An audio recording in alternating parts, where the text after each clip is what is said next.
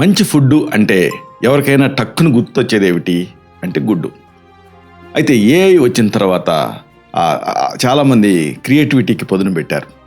ఈ గుడ్డుని రకరకాలుగా చూపిస్తూ భయాందోళనలు కలిగిస్తూ ఉన్నారు. ఇలా వచ్చినటువంటి ఒక అభిప్రాయమే క్యాన్సర్. అంటే గుడ్డు తింటే క్యాన్సర్ వస్తుందా? దీంట్లో అసలు నిజమెంత? ఇది తెలుసుకోవాలి. మీకు తెలుసా, రోజు గుడ్డు తినటం వల్ల క్యాన్సర్ వస్తుందనే వార్తలు ఈ మధ్య సోషల్ మీడియాలో విపరీతంగా వ్యాపిస్తున్నాయి. ఇంతకీ ఈ ప్రచారంలో ఏమాత్రం నిజం ఉందా, లేకపోతే ఇది కేవలం అపోహ మాత్రమేనా? సైంటిఫిక్గా తెలుసుకోవాలనుకుంటున్నారా? అసలు ఏం జరుగుతుంది?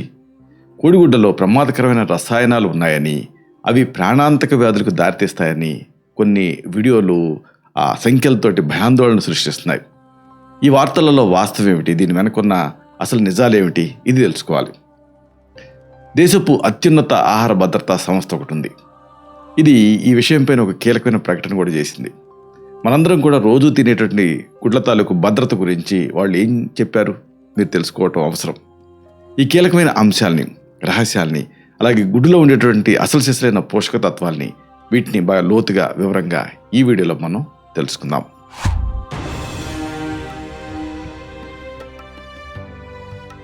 మిత్రులారా నమస్కారం. నేను మీ డాక్టర్ చిరుమామిళ్ళ మురళీ మనోహర్. ఈ వీడియోలో చాలా ముఖ్యమైన విషయాన్ని మనం తెలుసుకోబోతున్నాం. గుడ్డు. ఈ కోడిగుడ్డు తింటే క్యాన్సర్ వస్తుందని, రకరకాల ప్రమాదాలు ఉన్నాయని, చైనా వాళ్ళు ప్లాస్టిక్ కోడిగుడ్డు తయారు చేసి దేశం మీదకి వదులుతున్నారని, వాటిని తీసుకుంటే డెఫినెట్గా సమస్యలు వస్తాయని, ఇలా రకరకాలుగా అనుకుంటున్నారు. ఈ నిజాలు ఏమిటి అనేది తెలుసుకోవాలి. ఎందుకంటే ఎప్పుడైనా కానీ ఏదైనా ఒక నిజం అనేది మనం తెలుసుకునే లోపు అబద్ధం అనేది ఒక 7-8 సార్లు చెక్కలు కొడుతున్న ఒక సామెత ఉంది. కాబట్టి ఈ గుడ్డుకి సంబంధించి ముఖ్యాంశాలు తెలుసుకోవాలి. ముఖ్యంగా ఇది తింటే సమస్యలు వస్తాయా అనేది తెలుసుకోవాలి. కొంతమందికి రేర్గా ఫుడ్ ఎలర్జీస్ ఉంటూ ఉంటాయి. వాటిలో ఈ ఎగ్ ఎలర్జీ కూడా ఉంటుంది. అలాంటి ఏదో 0.5-0.25% తప్ప మిగతా వాళ్ళకి నిజానికి ఎలాంటి ఇబ్బంది ఉండదు. రోజు తినేటువంటి కోడిగుడ్డు క్యాన్సర్ వ్యాధికి దారితీస్తుంది అన్న వార్త ఈ మధ్య కలకలం సృష్టిస్తూ ఉంది. ఈ ప్రచారంతో ఎంతోమంది గుడ్లు తినాలి అని ఉంటుంది, కానీ తింటే భయపడుతున్నారు. భయపడిపోయి వణికిపోయే పరిస్థితి వచ్చేసింది. మెయిన్గా ఈ సామాజిక మాధ్యమాల్లో వైరల్ అవుతున్నటువంటి ఈ తప్పుడు వార్తలకు చెక్ పెడుతూ food safety and standards authority of India స్పష్టమైన వివరణ ఇచ్చింది. ఈ వివరాల లోతుల్లోకి వెళ్దాం. సోషల్ మీడియాలో అసలు ఈ ప్రచారం ఏమిటి, ఎందుకు జరుగుతుంది, ఇది తెలుసుకోవాలి. ఈ మధ్య కొన్ని వీడియోలు అంటే ఎవరైనా సరే ప్రత్యేకత చూపించాలనుకుంటారు, అందుకని వైరల్ చేయాలనుకుంటారు. వైరల్ చేయాలనుకున్నప్పుడు ముందు భయపెట్టి వైరల్ చేయడం అనేది తేలికవుతుంది. కాబట్టి ఇలాగ విపరీతంగా ఈ ఫ్యాక్టిషియస్ వార్తలు అనేవి చెక్కలు కొడుతూ ఉంటాయి.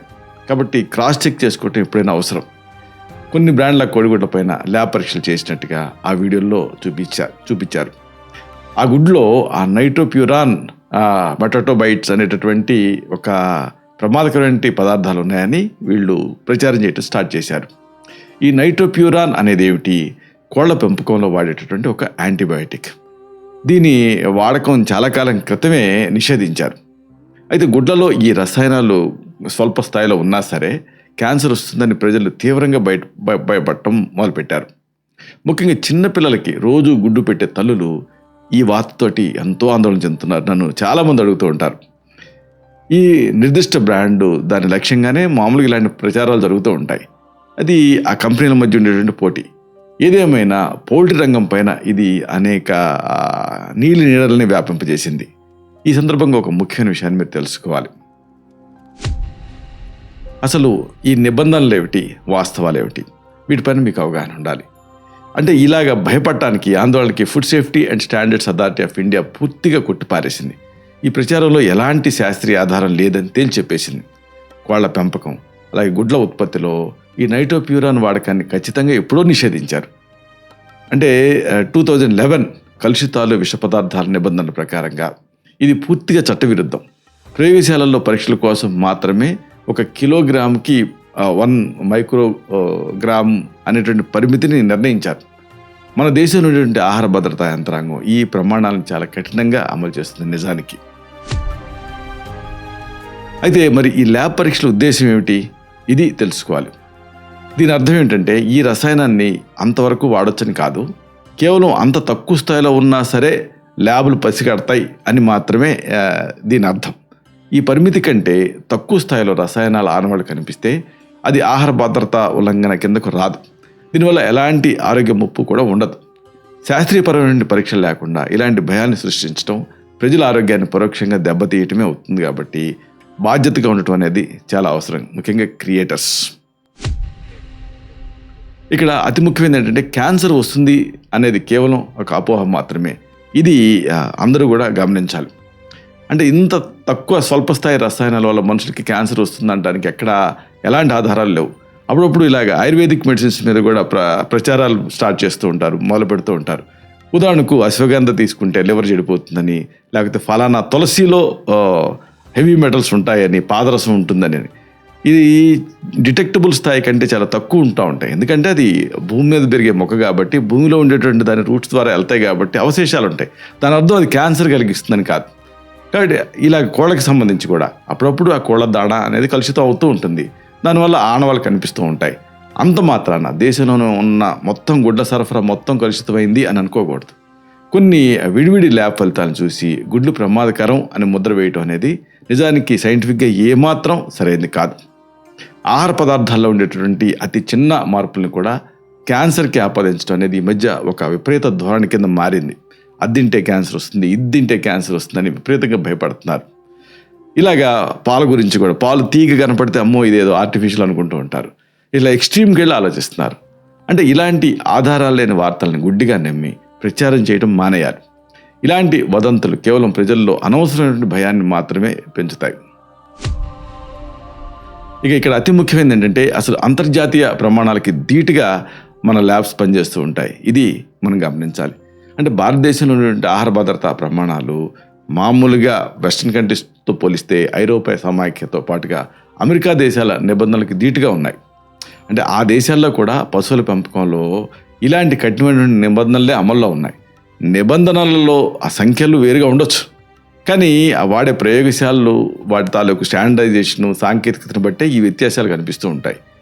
ఈ వినియోగదారుల భద్రతలో ఉన్నటువంటి ఆ లోపాలని, అంటే ఏమాత్రం ఆ ప్రమాణాలకు లోబడి ఉన్నప్పుడు దాన్ని ఎలా చేయరు.